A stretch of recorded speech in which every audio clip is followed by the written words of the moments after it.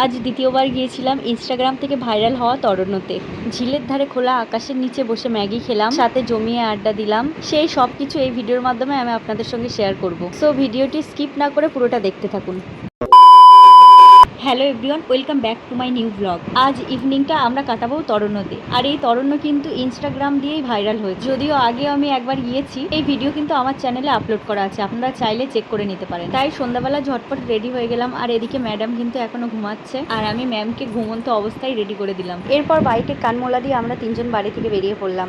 আমাদের বাড়ি থেকে তরণ্যের দূরত্ব 4 কিলোমিটার। বাইকে যেতে 15 থেকে 16 মিনিট টাইম লাগে। কথা বলতে বলতে আমরা কিন্তু তরণ্যে চলে এসেছি। এই তরণ্য পার্কে এন্ট্রি ফি কিন্তু ফ্রি একদম, আর এখানে বাইক পার্কিং চার্জও নেয় না। সব মিলিয়ে লো বাজেটে একটা সুন্দর সন্ধ্যা কাটানোর পারফেক্ট প্লেস এটা। এরপর আমরা বাইক পার্কিং করে ভিতরে ঢুকে যাই। ভিতরে প্রবেশ করেই কিন্তু প্রথমে একটা বড় ক্যাফে দেখতে পাবেন আপনারা, যদিও সেটার ভিতরে কিন্তু এখন কাজ চলছে, সেই জন্য বন্ধ আছে। আর তোফা যেহেতু ঘুম থেকে উঠেছে, তাই একটু টলমলো পায়ে একা একা ঘুরছিল। তারপর ওর ঘুম পুরোপুরি ভাঙলে ও তো আমাদেরকে পাগলা করে দিচ্ছিল। আর এটাই হলো সেই ক্যাফেটা। আমি বাইরে থেকে যতটা দেখানো সম্ভব দেখিয়েছি। আগের বারও যখন এসেছিলাম তখন কিন্তু এর ভিতরে কাজ চলছিল। আর এই তরণ্যের ভিতরে কিন্তু বাচ্চাদের কয়েকটা অ্যাক্টিভিটিস আছে। আর আজকে কিন্তু প্রচুর ভিড় ছিল, কোথাও খালি ছিল না। আর এই স্লাইড রাইডটা অনেক বাচ্চারা চড়ছিল, তোফা সেগুলো দেখছিল। আমি তোফাকে একা ছাড়িনি, কারণ তোফা কিন্তু এখন অনেকটাই ছোট। আর একটু বড় হোক, অবশ্যই একা আমি ছাড়বো। আশেপাশে অনেক অ্যাক্টিভিটিস ছিল, সেগুলো আমি সামান্য সামান্য করে তোফাকে চড়ানোর চেষ্টা করছিলাম। আর এই তরণ্য নিয়ে কিন্তু আমার প্রথম ভিডিওতে অনেক ইনফরমেশন দিয়ে রেখেছি, আপনারা চাইলে কিন্তু সেই ভিডিও দেখতে পারেন।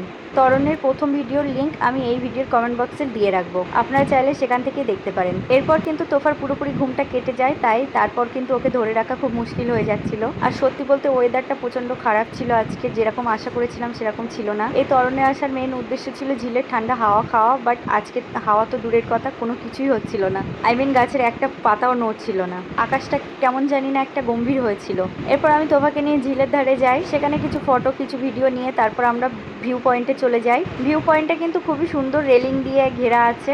আমি বলবো এখানে আসার সব থেকে পারফেক্ট সময় হলো সূর্যাস্ত যাওয়ার সময়, মানে সন্ধ্যার একটু আগে আসলে গোধূলি টাইমটা কিন্তু এখানে খুবই সুন্দর লাগবে। সূর্যের গেরুয়া আভা ঝিলের জলে পড়ে কিন্তু খুবই সুন্দর ভিউ আসে। আপনারা এখানে আসলে অবশ্যই বিকাল বিকাল আসার চেষ্টা করবেন, সূর্যাস্তের টাইমটাই কিন্তু খুব ভালো লাগে। আমরা গিয়েছিলাম একদম সন্ধ্যাবেলা, আর যেহেতু চারিদিকে অন্ধকার ছিল আর ওয়েদারটাও খুব খারাপ ছিল যেন বৃষ্টি নামতে পারে, সেই জন্য ওখানে বেশিক্ষণ থাকবো না ঠিক করলাম মনে মনে। তাই বাড়ি থেকে ম্যাগি বানিয়ে এনেছিলাম তোপাকে খাওয়াবো, সেই জন্য সেটা ব্যাগ থেকে বার করে নিলাম। সেটা কিন্তু ঠান্ডা হয়ে গেছিল, যেহেতু বাড়ি থেকে বানিয়ে এনেছি সেজন্য ঠান্ডা হওয়ারই কথা। একটু বেশি করে এনেছি, তোপাকে খাওয়াবো, বাকিটা আমি খেয়ে নেব।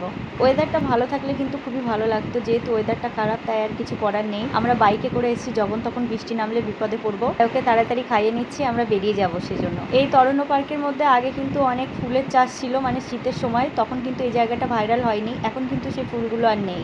এরপর তোফাকে খাওয়ানোর পর আমরা মেন গেট দিয়ে বাইরে বেরিয়ে আসি। বাইরে বেরিয়ে কিন্তু অনেক ফুড স্টল দেখতে পাবেন আপনারা, তাই নিজেদের পছন্দ মতো একটা ফুড স্টলের সামনে গিয়ে বসে পড়লাম কিছু খাওয়ার জন্য। আমরা অর্ডার করেছিলাম চিকেন হারিয়ালি কাবাব। সত্যি বলতে আমি কিন্তু মোমো প্রেমী, যেখানেই যাই মোমো খাই।